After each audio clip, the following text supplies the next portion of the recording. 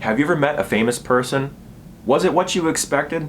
How did the interaction go? I'm curious. Drop a comment below and let me know who you met and what happened with that exchange. So to give you some context about where this video is heading, I have to let you know that I am a recovering performance artist, meaning that I've been performing professionally for over 15 years, juggling fire, walking tie ropes, doing character acting. I've been a clown, I've been a mime, I've killed fruit flies in my house while recording YouTube videos. I don't know where that fruit fly came from. But 2020 changed all of that. I lost about 95% of my contracts, and that was a big bummer. That's another video for another day, but for right now, I'm bringing you context on why we're going in this direction. About maybe 10 years ago, I did this party downtown Detroit, and I was hired for it. They said, it's a Hollywood party. There's gonna be famous people and actors there, and they couldn't disclose to us entertainers who was gonna be there. They just said, this is how much we're gonna pay you, and this is what we want you to do. And we're like, yeah, this is what we do for a living. Let's go entertain some celebrities. What the heck?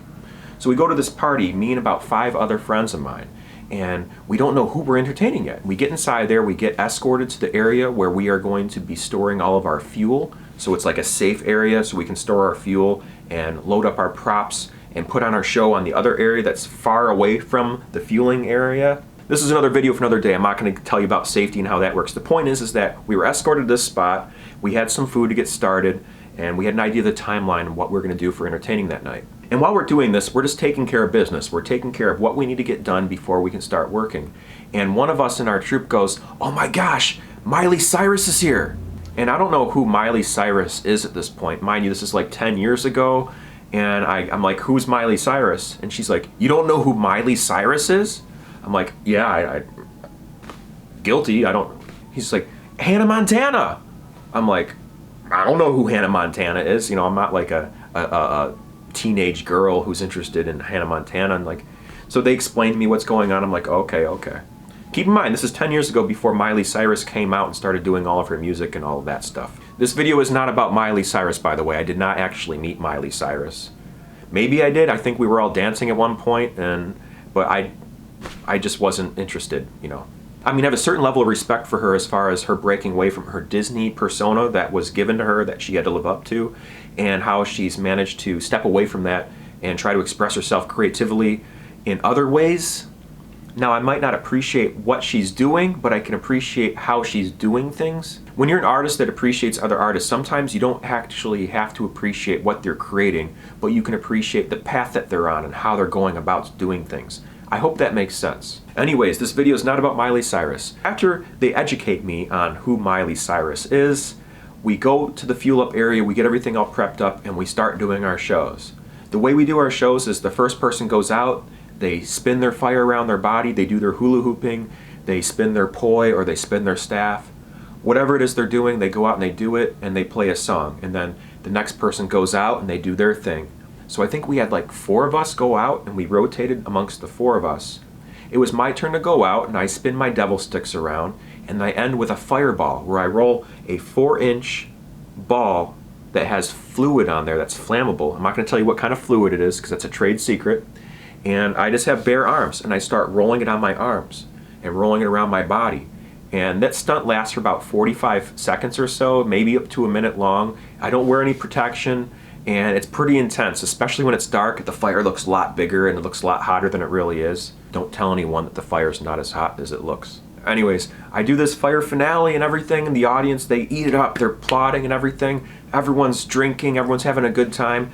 Big fire show for all of them, and that was a wrap. So I'm packing up all my stuff because when you're done performing fire, you have to deal with your props. Sometimes you put your props out early and it still has fuel on there. That's a safety hazard. So you got to put that stuff away before it accidentally gets lit on fire again or something happens. You know, safety, very important. So I'm packing up all this stuff, and this person comes up to me wearing a baseball cap and dark sunglasses and is smiling, going, that was absolutely amazing. I love what you did. How did you do that? Are you burned? Like, do you ever get burned? And this person's being very polite, very cordial, and very soft-spoken towards me, and I'm sitting there trying to hustle, get all my stuff together, and I said, thank you so much, I appreciate it, but I gotta get all this stuff put away. I'll be back in just a little bit, thank you. And I put all this stuff away, and this person, they stuck around for a bit longer, but then eventually they backed away, and they're like, okay, this person's busy. And I packed up all this stuff, and I go back to the prop area, and my friend's staring at me with her mouth open. Hold on, we got some sirens coming. Maybe I'll just leave this in the video. The Doppler effect. Anyways, so we finish up this fire show. I go back in the prop area. My friend's looking at me with her jaw open like, dude, what were you thinking? And I'm like, what? I'm just oblivious, right? I don't know what's going on. Do you have any idea who was just talking to you? And I'm like, no, should I? Apparently the person who was talking to me was Demi Moore. Demi Moore herself came up to me, complimented my show. I had no idea who it was staring at me. My childhood crush. When I was a child, I watched the film One Crazy Summer, and I had a big crush on the actress in this film, Demi Moore, before I even knew what biology was for at all. Like, I had this big crush on her. I thought she just looked beautiful, and I just was crushing on her. Like, I don't know what to tell you. And suddenly, she's right in front of my face, got dark sunglasses on, a baseball cap. I got this post-performance rush from doing the thing I love doing and having this audience clap for me and everything. I'm taking a bow. I'm the celebrity all of a sudden. This is a member of the audience watching my show, complimenting my show. And no, I don't have time for you. I'm trying to put my stuff away, and I have to go backstage to hang out with all my famous friends. My body language might have been saying this, and I didn't actually mean to say this with my body language or verbally, but that might be how it have come off to Demi Moore. Demi Moore, if you're watching this, thanks for appreciating my Fireball finale. I wish that I spent some time talking to you, and I'm perhaps glad that I didn't talk to you because I probably would have bumbled over my words and made a complete fool of myself anyways. But Demi Moore, if you are watching, I'm a much more mature man now. So if you're interested in connecting and talking, you can call me at 1-505-B-AMAZIN, which is my phone number. It's a Google phone number. Pretty awesome, I nailed that one. Or you can even email me at TheAmazingFlec@gmail.com. It's probably very unlikely that you'll actually connect with me, but hey, it's worth a shot, right? Anyways, the rest of the night went along very wonderfully. I wasn't able to locate Demi Moore, although I admit that I was kind of looking around trying to find this person again so I can apologize for me being rude and running off. And I didn't recognize any other celebrities that were there that night, although it was technically a Hollywood party. And I think that they might have left early to go back to their own private parties in a hotel room somewhere else. This whole bar was shut down specifically for Hollywood, so it was pretty exclusive already. There weren't people just coming and going off the streets of Detroit.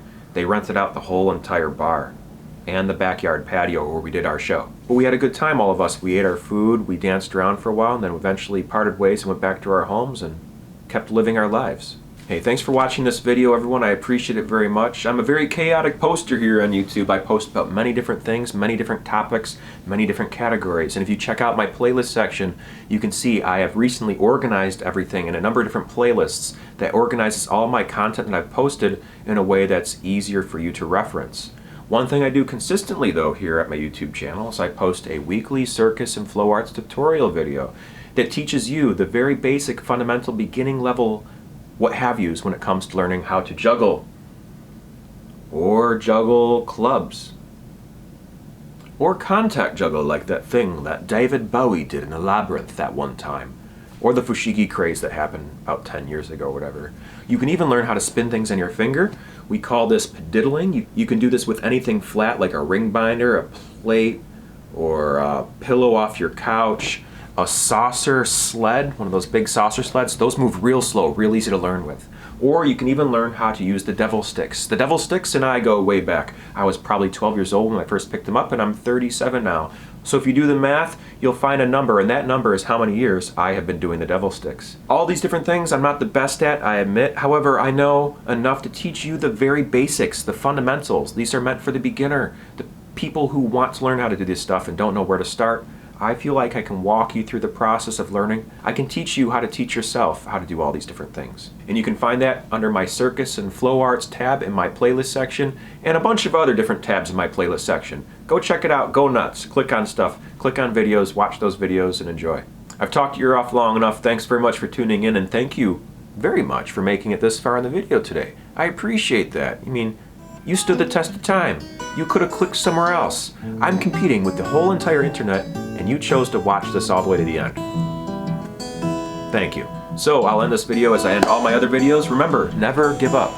Do your best, stay true to you, and be amazing, folks. Thanks for watching. Good night.